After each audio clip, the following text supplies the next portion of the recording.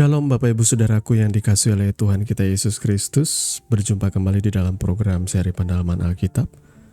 Bersama saya Bidi Elia yang seperti biasa akan mengajak Bapak Ibu Saudara selama kurang lebih 10-30 menit ke depan. Kita mau bersama-sama membaca dan merenungkan kebenaran firman Tuhan. Perikop demi perikop dimulai dari perjanjian baru. Dan di dalam seri pendalaman Alkitab kali ini kita memasuki perikop yang ke-178, kali ini terambil dari Injil Markus pasal 9 ayat 42 sampai dengan ayatnya yang ke-50. Apabila Bapak Ibu Saudara sudah mempersiapkan Alkitabnya masing-masing, saya mau mengajak kita untuk membaca nas firman Tuhan ini. Markus 9 ayat yang ke-42 sampai ke-50 dengan judul perikop Siapa yang menyesatkan orang dan tentang garam.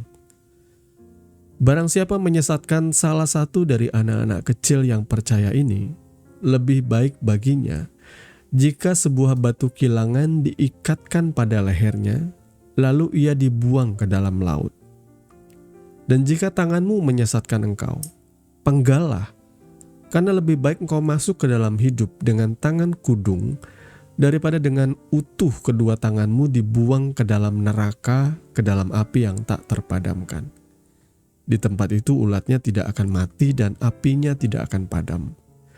Dan jika kakimu menyesatkan engkau, penggallah, karena lebih baik engkau masuk ke dalam hidup dengan timpang, daripada dengan utuh kedua kakimu dicampakkan ke dalam neraka. Di tempat itu ulatnya tidak akan mati dan apinya tidak akan padam.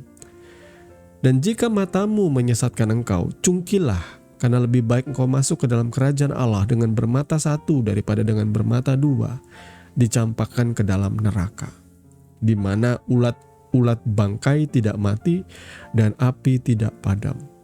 Karena setiap orang akan digarami dengan api. Garam memang baik, tetapi jika garam menjadi hambar, dengan apakah kamu mengasinkannya? Hendaklah kamu selalu mempunyai garam dalam dirimu dan selalu hidup berdamai yang seorang dengan yang lain. Amin. Sebelum kita sama-sama merenungkan dan memahami dengan lebih mendalam kebenaran firman yang sudah kita baca, mari saya mau mengajak kita terlebih dahulu merendahkan hati untuk berdoa.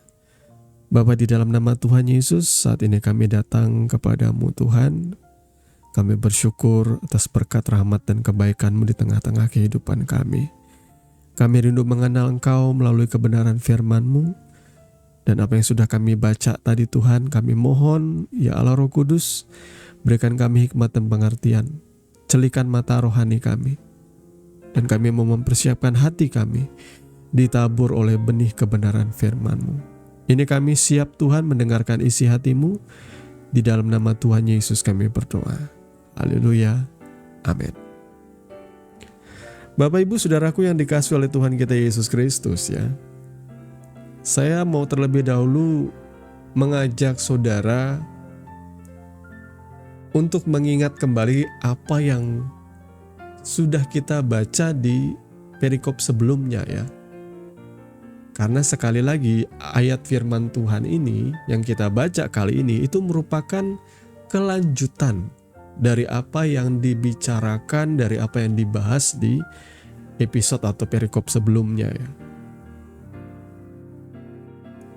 Di dalam Markus 9 sebelum ayat 42 ini, kita mengingat kembali bahwa para murid sedang rebutan siapa yang terbesar. Kemudian juga mereka melarang orang lain melayani karena bukan kelompok mereka. Lalu Yesus mengajarkan tentang kerendahan hati.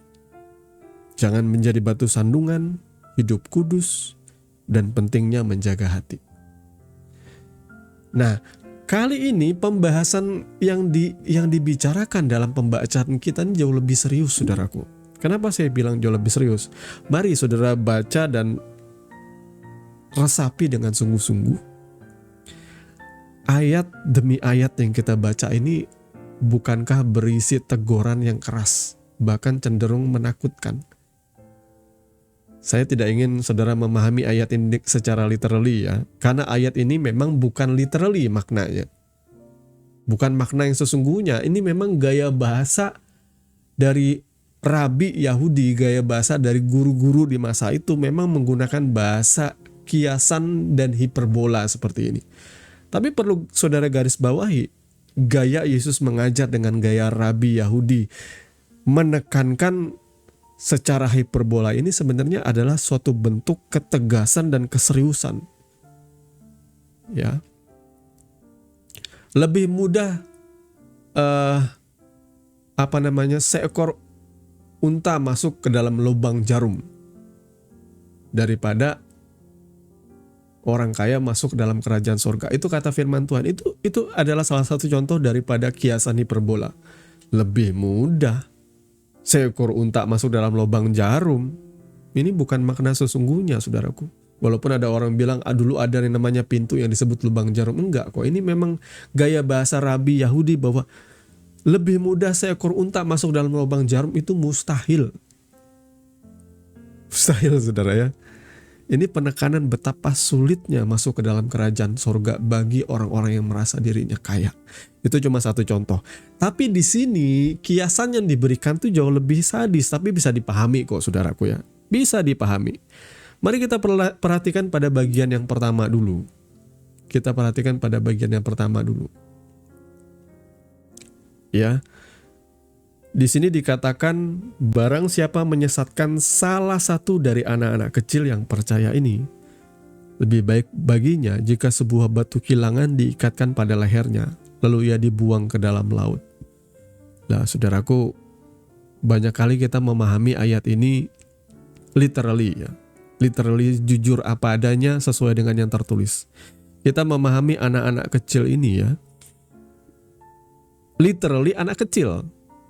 Tapi sebenarnya ayat firman Tuhan di sini tidak berarti anak kecil. Karena di dalam budaya Yahudi, anak kecil itu seringkali menjadi simbol. Anak kecil itu simbol orang sederhana. Simbol orang yang lemah iman. Simbol orang percaya dengan iman yang tulus. Jadi anak kecil di sini menggambarkan jemaat yang polos seperti itulah. Tapi yang rindu sungguh-sungguh. Nah, kalau ada orang yang menyesatkan mereka, dengan kata lain kalau ada orang yang menyesatkan domba-domba Kristus, domba-domba Allah ini, maka yang bertanggung jawab ialah ya yang menyesatkan ini, saudaraku. Yang menyesatkan ini.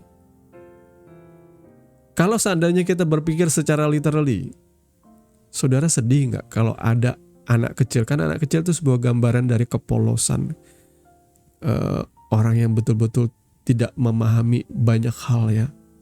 Yang kalau saudara bohongin aja dia bisa percaya. Itu anak kecil, saudaraku ya. Sangat mudah sekali digiring, sangat mudah sekali ditipu. Polos. Nah, kalau anak-anak ini, kalau saudara baca di berita-berita atau saudara nonton sesuatu yang FYP gitu ya tentang kejadian kriminal di mana di situ ada melibatkan anak kecil yang meninggal dunia atau dibunuh dengan sadis, saudara pasti akan rasanya pengen mengelus dada dan berkata, aduh, kasihan banget ya. Kok bisa-bisanya ada yang tega? Seperti itu kan kita sering bilang seperti itu ya. Bagaimana dengan anak-anak Tuhan yang polos ini? Yang disesatkan. Penyesatan itu secara simpel kita pahami gimana? Kalau saudara sedang ada dalam perjalanan, saudara tidak tahu sebuah alamat, lalu saudara berhenti di suatu tempat di mana ada orang yang berdiri di depan rumah seperti itu. Biasanya kayak gitu ya kalau kita nyari alamat ya, kita nanya, Pak atau Bu, di mana ya jalan ini ya? Atau rumah nomor ini di mana ya?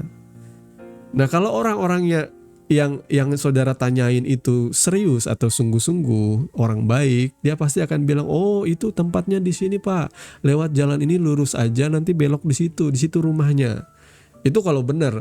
Tapi kalau orang menyesatkan gimana? Kalau orang iseng, oh bukan di sini Pak, ini jalannya ke sana lurus aja.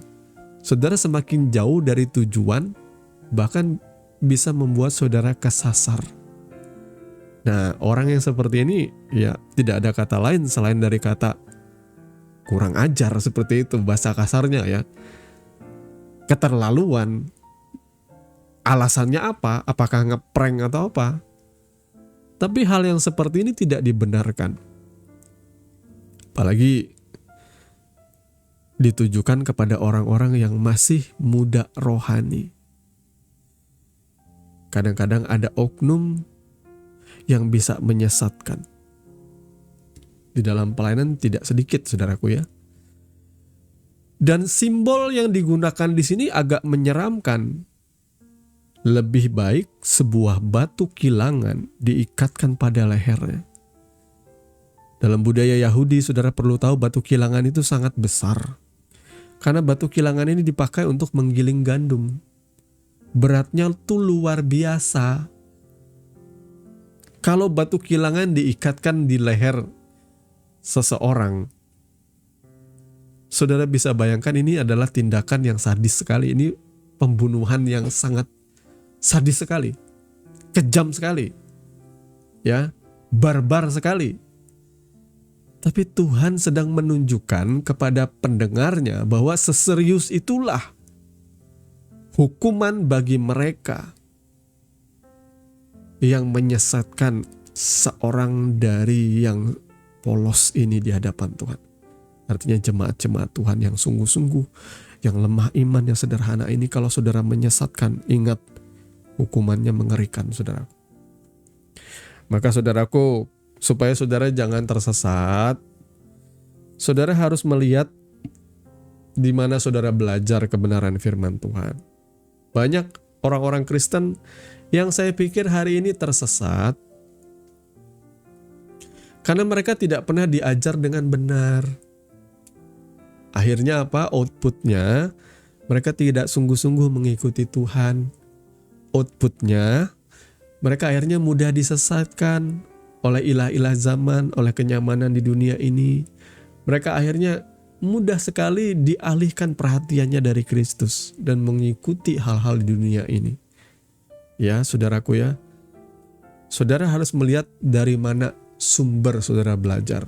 Kalau boleh saya sarankan, belajarlah dari YouTube ini tentunya, salah satunya, atau dari channel-channel yang membuka atau mengupas kebenaran firman Tuhan jujur apa adanya, di mana Kristus menjadi pusat pengajarannya, bukan berpusat kepada janji-janji untuk menjadi kaya dan teologi kemakmuran yang sifatnya hedon, ya, atau mengajarkan kita nafsu akan dunia ini atau menggunakan Tuhan untuk mencapaikan keinginan kita. Itu sudah jelas bagi saya itu pengajaran yang receh, saudaraku. Ibaratnya ya, kalau saudara punya anak, masa anakmu setiap hari kau kasih dengan ciki-cikian, kata orang, makanan ringan, kerupuk, setiap hari dikasih itu,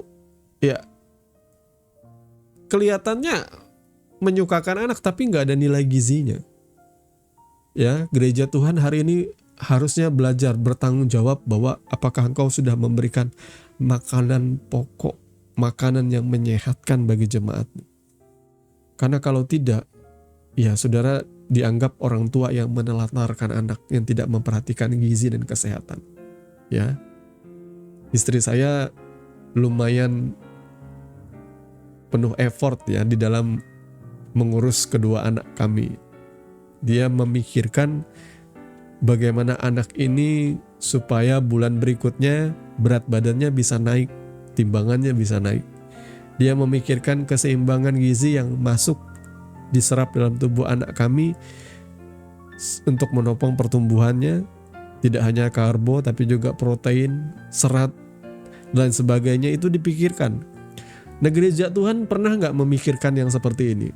Memberikan makanan yang sehat bergizi bagi jemaatnya? Atau saudara hanya sekedar seperti contoh anak-anak zaman sekarang, khususnya yang baru tumbuh dewasa, karena saya ngelihat anak saya sendiri yang masih SD gitu ya.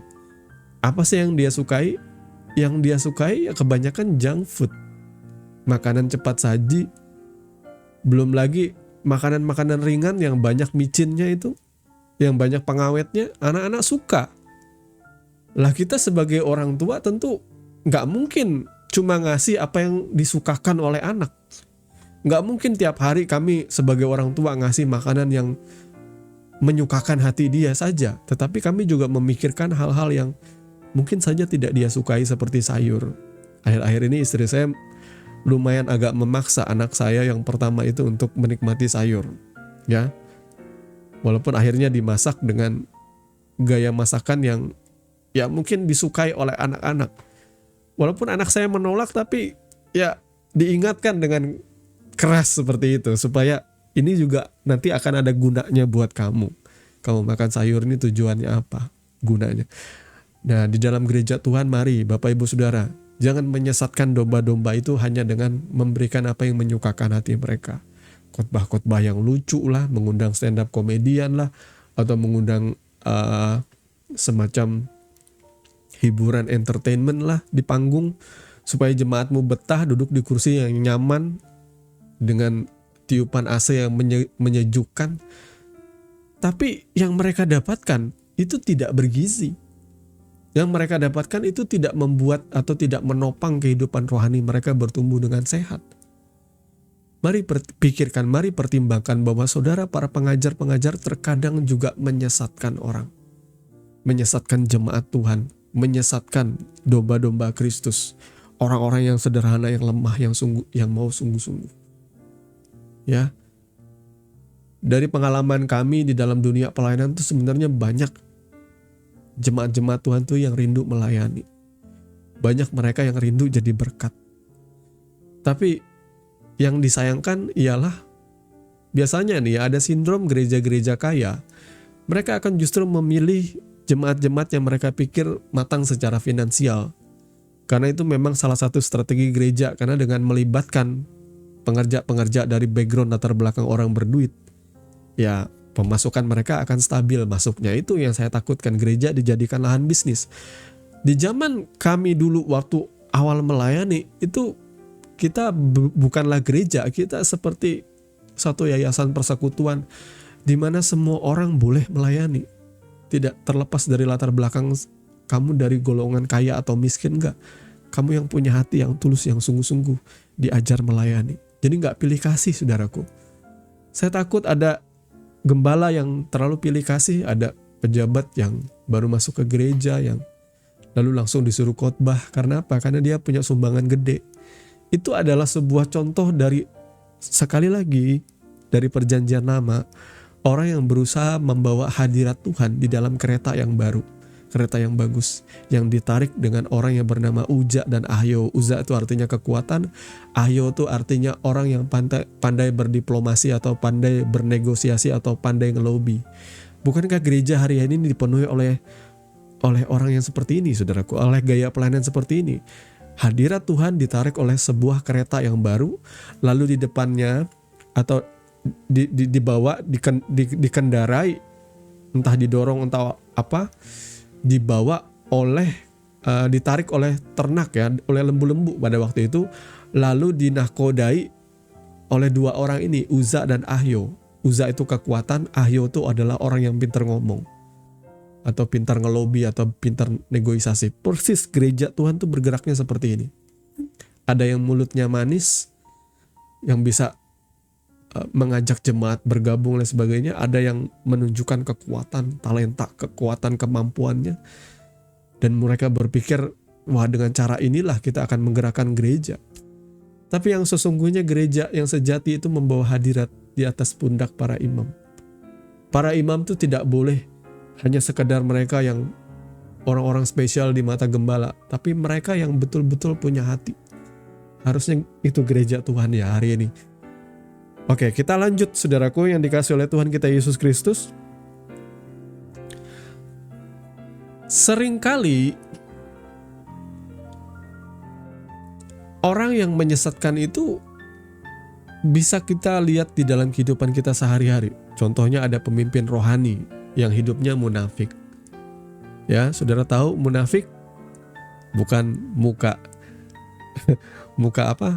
muka nabi pikiran kotor, saudaraku ya. Tapi itu bisa juga ya, bisa secara literally kita akan jadi paham muka nabi pikiran kotor. Artinya secara casing, secara penampilan, oh dia hamba Tuhan. Tapi piktor pikirannya kotor. Jadi di dalam pikirannya cuma ada hawa nafsu, ambisi. Dia nggak jadi pemimpin rohani yang tulus. Ya, saya pernah ngelihat pemimpin rohani yang tulus, yang betul-betul memiliki hati bagi domba-domba Kristus. Ya, saya punya ya bapak rohani seperti itu dan saya bersyukur punya role model seperti itu, role model ya. Kemudian orang Kristen yang jadi batu sandungan. Ada nggak sih orang Kristen yang jadi batu sandungan? Ya, banyak saudaraku ya, dalam gereja, dalam pelayanan, dalam pekerjaan. Ya harusnya jadi orang Kristen kan mengikut Kristus ya. Memancarkan terang Kristus, menyatakan teladan dari kasih dan perbuatan Kristus. Lah sudah jadi orang Kristen jadi batu sandungan pula kan. Yang ketiga, pelayanan dipakai untuk manipulasi. Banyak gak hari ini pelayanan dipakai manipulasi? Banyak. Ya, katanya dilakukan oleh oknum. Masalahnya oknumnya banyak nih saudara ya. Ini apakah sudah jadi oknum atau sebuah kegerakan sekarang yang sesat ya? Jangan seperti itu Bapak Ibu Saudara ya. Dan Yesus berkata bahwa dosa penyesatan ini adalah dosa yang sangat amat serius. Makanya di ayat berikutnya kita membaca ada seperti teguran, kiasan yang disertai dengan kemarahan yang terasa ekstrim, seperti potong tangan, cungkil mata, ya, potong kaki, api neraka, garam, korban diasinkan. Itu adalah gaya-gaya bahasa hiperbola dari Rabi Yahudi, saudaraku. Markus 9 ayat 43-48 itu sering disalahpahami. Ya, saya tidak ingin ada istilahnya syariah Kristen nantinya, saudara ya. Jadi orang-orang yang seperti itu literally dipotong tangan sama kakinya, enggak sih, atau dicungkil matanya, itu serem banget saudara. Ini sekali lagi ini bahasa hiperbola Rabi Yahudi. Penekanan yang memang menunjukkan keseriusan Tuhan bahwa ini adalah peringatan bagi setiap kita. Bersikap radikal lah dalam menentang dosa. Jangan biarkan dosa itu tumbuh. Jangan biarkan ya potong tangan, potong kaki, cungkil mata. Apakah harus dilakukan secara harfiah? Tidak. Ini adalah hiperbola ekstrim. Secara intinya ini menjadi shock teaching supaya pendengar itu tersadar. Ya, ada istilah shock terapi, dan ini shock teaching. Ketika Yesus berkata, penggallah, potonglah, cungkillah. Itu keras banget ya. Tetapi betul nggak kalau saudara mendengar kata-kata sadis itu seperti ada yang shock dalam pikiran saudara. Wah, ini keras banget pengajarannya.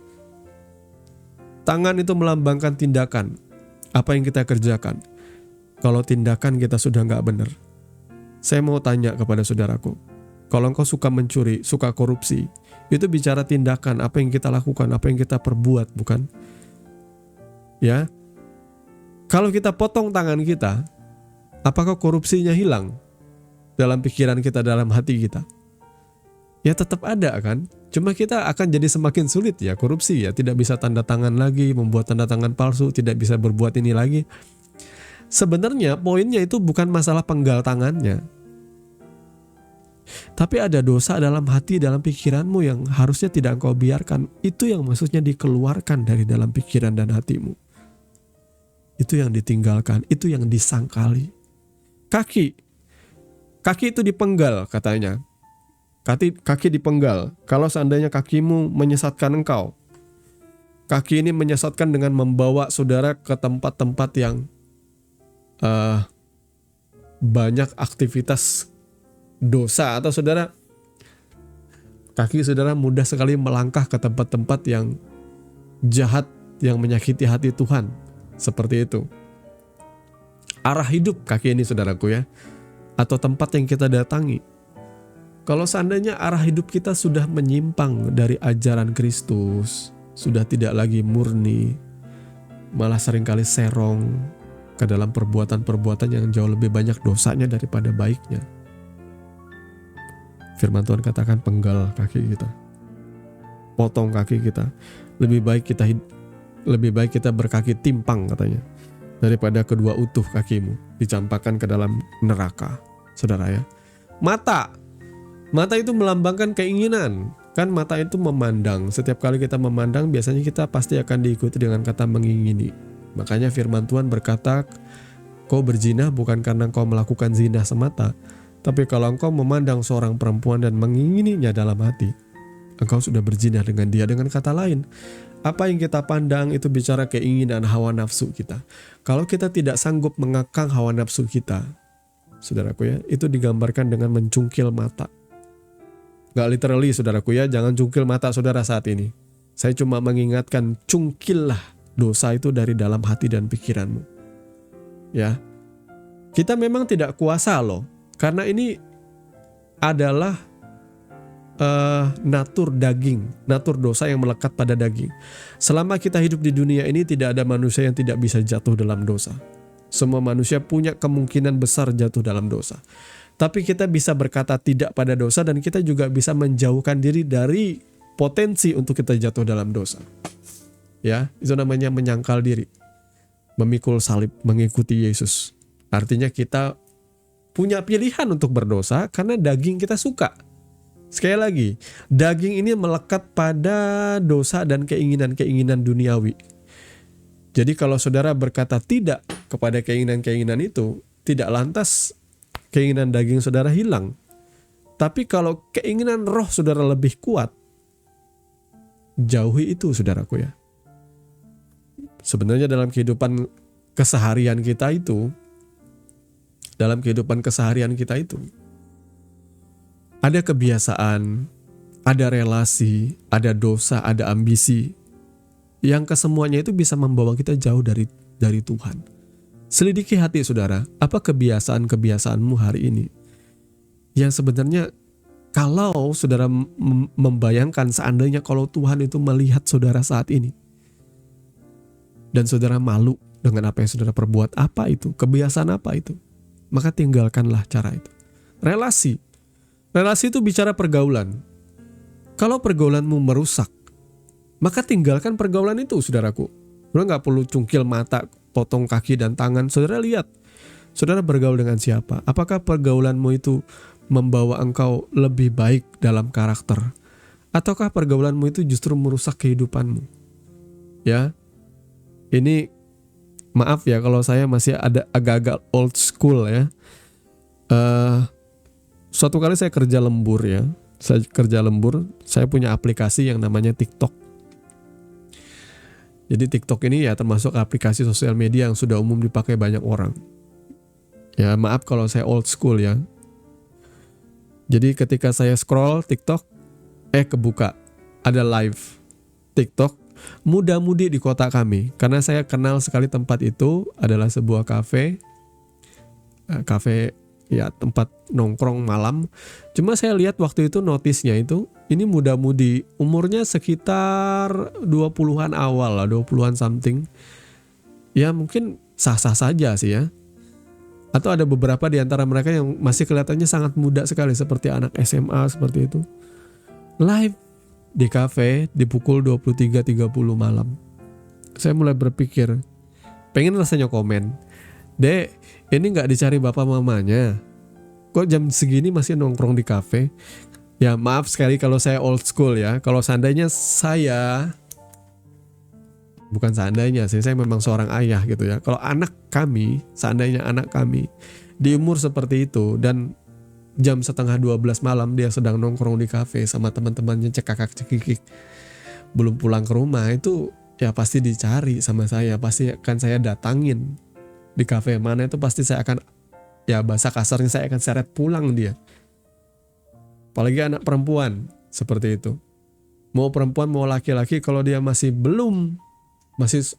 kuliah, masih dibiayai sama saya, maka saya akan ingatkan supaya jangan terlalu larut malam.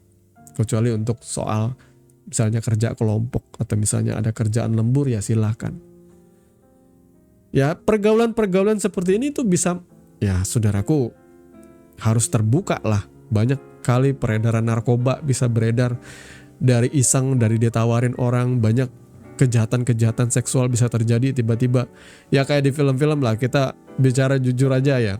Entah ini benar atau enggak, prakteknya tiba-tiba minuman anak saudara taruh obat bius, kita nggak pernah tahu. Maka lebih baik kita menghindari pergaulan-pergaulan yang tidak membawa kita lebih baik. Pergaulan-pergaulan yang menyesatkan, membuat kehidupan kita ya jadi batu sandungan juga. Ya saudaraku ya. Dulu saya waktu SMA ada yang namanya pergaulan yang suka ngajak ya open bottle ya. Suka ngajak minum-minuman keras. Ya waktu itu puji Tuhannya saya baru bertobat. Saya sempat sih diajak setelah baru bertobat, diajak nongkrong sambil menegak minuman keras pernah. Tapi gak sampai mabuk sih. Masih kurang botolnya ya waktu itu. Dan kalau saya ingat-ingat sekarang, itu bukan suatu hal yang membanggakan sebenarnya. Itu adalah sebuah bentuk di mana kita mencari jati diri kita lewat pergaulan. Kadang-kala pergaulan seperti itu memang lebih menerima kita apa adanya. Mereka menjadi sahabat yang luar biasa. Ya itu sebenarnya yang kita cari. Anak-anak muda pada waktu itu, pada waktu muda itu nyarinya itu validasi, pengakuan, sahabat, orang yang mendukung dan membela kita. Padahal kan seharusnya kita mencari di tempat yang tepat. Masalahnya gereja Tuhan apakah berfungsi seperti itu? Karena gereja lebih banyak manipulasi dan pergaulan yang eksklusif. Pilih-pilih bergaulnya. Ya.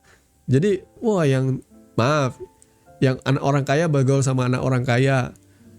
Kesukuan ada juga yang cindo bergaul sama yang cindo. Seperti itu. Ya, gak mau bergaul dengan warlock, warga lokal atau warga pribumi seperti itu ya. Tapi saya nggak sedang menyerang suku ya. Ini salah satu contoh saja. Kadang-kadang ini mirisnya sering terjadi di dalam gereja. Pengelompokan seperti ini. Mari kita bergaul. Justru lebih seru kalau kita bergaul dengan semua orang, berteman, menjangkau, merangkul semua orang. Sehingga orang tidak perlu mencari penerimaan dari tempat-tempat yang syarat dengan perbuatan-perbuatan kegelapan ya. Lebih baik gereja Tuhan menjadi sebuah tempat di mana kita bisa saling menguatkan, saling bertumbuh, bersekutu, belajar kebenaran firman Tuhan.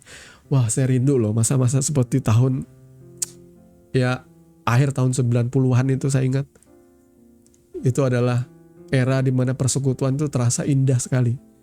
Kita nggak beda-bedaan satu dengan yang lainnya, kita sama-sama. Saya ingat waktu itu saudaraku ya, sangat dirindukan sekali masa-masa itu. Bertumbuh, mengupas firman Tuhan dengan jujur, menyembah Tuhan bersama. Dan saya rindu ini juga terjadi di hari-hari ini. Mari tinggalkan pergaulanmu kalau pergaulanmu menyesatkan, apalagi membawa engkau jauh dari Tuhan, apalagi pergaulanmu itu mendorong engkau dalam nilai-nilai yang jauh dari kebenaran, jauh dari Kristus. Maka tinggalkan saudaraku. Ya, dosa dan ambisi itu berkenaan dengan usaha pekerjaan saudara. Misalnya saudara punya bisnis saudara penuh dengan dosa. Nah, mari ubah cara kerjamu, tinggalkan itu. Saya tidak tahu apa pekerjaan saudara, tapi memang ada beberapa profesi yang identik dengan dunia malam. Ya saudaraku, yang kita juga bingung. Ini kita tahu loh perbuatan atau kerja di tempat ini tuh gak bener. Tapi mau gak mau ini pekerjaan yang bisa kita tekuni. Gimana caranya? Mari saya mau ajak saudara terlebih dahulu datang kepada Tuhan, berdoa. Akui bahwa Tuhan, aku gak mau hidup secara seperti ini. Kalau memang Tuhan ingin membawa aku keluar dari tempat ini, atau dari pekerjaan ini, atau dari bisnis ini, Tuhan bukakan jalan. Minta berdoa seperti itu saudaraku. Kalau engkau sungguh-sungguh tulus mau, Tuhan pasti bukakan jalan. Saya banyak kali berdoa seperti itu dan Tuhan segera menjawab doa. Karena apa? Karena kita memang merasa bahwa kita pengen hidup kita berkenan di hadapan Tuhan. Tuhan meresponi ya sikap hati yang seperti ini saudaraku ya. Ya, ubah cara kerja, ubah bisnismu yang penuh dosa. Karena dosa kecil yang dipelihara itu bisa menghancurkan kehidupan rohani saudara ke depannya. Jangan biarkan itu. Ya. Alkitab di sini berkata tentang neraka ya, di mana dikatakan di sini dicampakkan ke dalam neraka, di mana ada ulat-ulat bangkai tidak mati dan api tidak padam. Kadang-kadang kita memahami atau meresponi, menafsirkan ayat ini dengan sudut pandang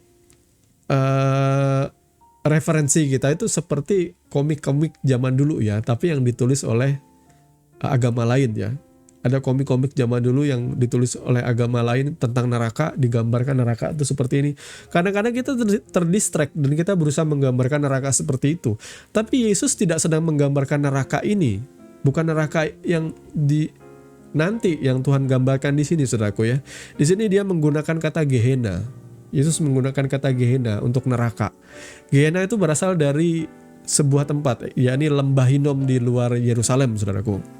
Jadi Gehenna ini, tempat ini biasanya dipakai sebagai tempat penyembahan berhala, tempat pengorbanan anak.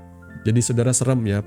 Di masa itu serem sekali, saudaraku ya. Praktek-praktek pengorbanan anak tuh sangat biasa terjadi sebagai bentuk dari pengabdian atau penyembahan kepada dewa-dewi berhala. Lalu menjadi tempat pembuangan sampah. Jadi di tempat ini yang disebut dengan neraka Gehenna ini, api itu terus menyala. Namun ini sekali lagi adalah sebuah bentuk simbolis. Ya, neraka di sini adalah penghukuman, kebinasaan, keterpisahan dari Allah. Ya, keterpisahan dari Allah. Kenapa dikatakan di sini ulatnya tidak mati? Ulat itu sifatnya apa, saudaraku? Menggerogoti dari dalam. Sementara api membakar dari luar. Jadi kalau saudara menyimpan dosa dalam hidup saudara, maka itu akan menyerang saudara dari luar dan dari dalam. Menghancurkan saudara dari luar dan dari dalam. Oleh sebab itu mari tinggalkan, bertobat. Ayat berikut dikatakan setiap orang akan diasinkan dengan api, karena setiap orang akan digarami dengan api. Ya. Apa maknanya? Dalam kitab Imamat, korban persembahan itu seringkali memang diberi garam. Kemudian dia dibakar. Garam itu lambang apa? Kemurnian. Garam juga lambang perjanjian. Garam itu lambang ketahanan, keawetan ya. Garam itu juga lambang dari pengudusan. Api melambangkan ujian, proses pemurnian, proses Tuhan. Jadi kita memang membutuhkan ini, saudaraku ya. Digarami dan dibakar dengan api. Kedua hal ini penting. Ya. Proses ujian pemurnian itu penting untuk memurnikan iman kita. Garam mencegah pembusukan, garam juga memberi rasa, garam juga lambang kemurnian. Jadi Bapak Ibu Saudaraku, saudara yang sudah dipanggil dari kegelapan ke dalam terang Kristus yang ajaib, saudara dipanggil untuk menjadi seperti garam ini. Membawa pengaruh baik, menjaga kekudusan, memberi rasa rohani di dunia ini. Jika garam menjadi tawar, bagaimanakah ia diasinkan? Ini maksudnya gini, kalau saudara sudah mengikuti Tuhan, tahun-tahun mengikuti Kristus Yesus, melayani, memahami kebenaran firman, berbuat baik, melakukan hidup dalam kekudusan, menjadi berkat. Nah, bagaimana kalau tiba-tiba ke depannya kehidupan rohani saudara menjadi tawar? Kehilangan integritas, kehilangan kasih, kehilangan kekudusan, kehilangan pandangan dan pengaruh rohani. Nah, bagaimana itu diasinkan? Saya banyak loh melihat anak-anak muda yang seangkatan saya bertobat lahir baru. Hari ini kembali ke dalam kubangan, jatuh dalam dosa. Beberapa di antara mereka meninggal di dalam dosa. Ada juga yang akhirnya jadi stres, jadi gila. Saya mulai bertanya-tanya, ketika mereka bertobat sungguh-sungguh dipenuhi Roh Kudus, kenapa mereka meninggalkan Tuhan? Maka saudaraku, pelihara kehidupan rohani saudara. Kerjakan keselamatanmu. Sungguh-sungguh, jangan hanya di awal aja engkau lahir baru dan sungguh-sungguh. Tapi engkau tidak memelihara kehidupanmu melekat dengan Tuhan.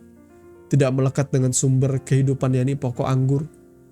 Engkau mulai dialihkan perhatianmu dari Yesus Kristus kepada kenikmatan-kenikmatan dunia. Maka saudaraku, keselamatan itu adalah sesuatu yang harus dijaga dan dipertanggungjawabkan seumur hidup saudara. Jangan pernah anggap enteng. Ketika engkau menerima keselamatan itu, peliharalah. imanmu itu bertumbuh dewasa layaknya ya benih. Benih jatuh di dalam tanah yang baik, berakar dalam, tumbuh menjadi sebuah pohon yang kuat, yang tinggi. Setiap level kehidupannya akan ada ujiannya. Tapi paling tidak kita menempatkan diri kita memelihara benih keselamatan itu dengan baik, saudaraku. Kita merawat keselamatan itu dengan baik. Ya salah satunya seperti yang saya jelaskan tadi.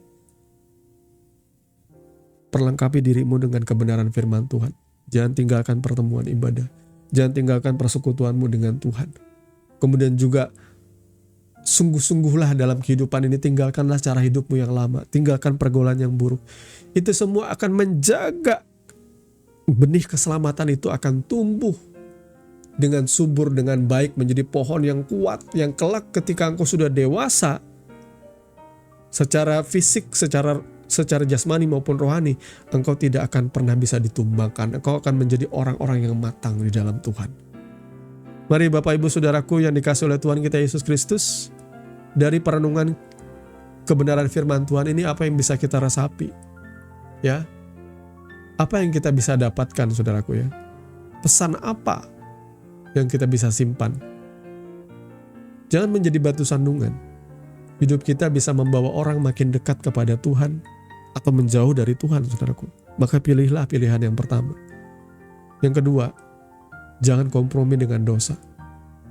Yang ketiga, izinkan Tuhan memurnikan kita dengan proses dan ujian hidup. Ya, dengan tujuan mengasinkan, memurnikan, membentuk karakter. Ya, jadilah garam di tengah dunia yang rusak. Kita membawa terang, rasa, kekudusan, damai. Mari saudaraku, saya mau mengajak kita berdoa untuk kita meresponi kebenaran firman yang sudah sama-sama kita baca dan renungkan di kesempatan kali ini. Mari kita berdoa. Bapa, di dalam nama Tuhan Yesus, terima kasih karena Engkau telah mengajar kami di kesempatan kali ini. Terima kasih Tuhan untuk berkat firman-Mu yang kami percaya menegur, mendidik kami, menyingkapkan kebusukan di hati kami, bahkan menyingkapkan dosa yang selama ini kami nikmati dan sukai. Tuhan, kami mohon ampun dan kami mengakui kami membutuhkan Engkau Tuhan. Tuntun kami ya Allah Roh Kudus, mampukan kami untuk keluar dari cara hidup kami yang jahat, pergaulan yang buruk, dan dosa yang kami biarkan dalam batin kami. Biarkan kami boleh menyangkal diri, memikul salib dan mengikuti Engkau dengan sungguh Tuhan. Berkati Tuhan jemaat-Mu yang polos, yang tulus, yang sungguh dengan iman yang sederhana datang kepada Tuhan. Biarlah mereka tumbuh dengan baik, dengan benar. Bahkan mereka boleh melayani Engkau dalam kehidupan maupun dalam pelayanan di gereja dan pekerjaan-pekerjaan Tuhan yang lain yang luas di luar tembok-tembok gereja. Terpujilah nama-Mu Bapa kekal selama-lamanya. Di dalam nama Tuhan Yesus Kristus kami berdoa dan mengucap syukur. Haleluya. Amin. Terima kasih sudah mengikuti seri pendalaman Alkitab hari ini.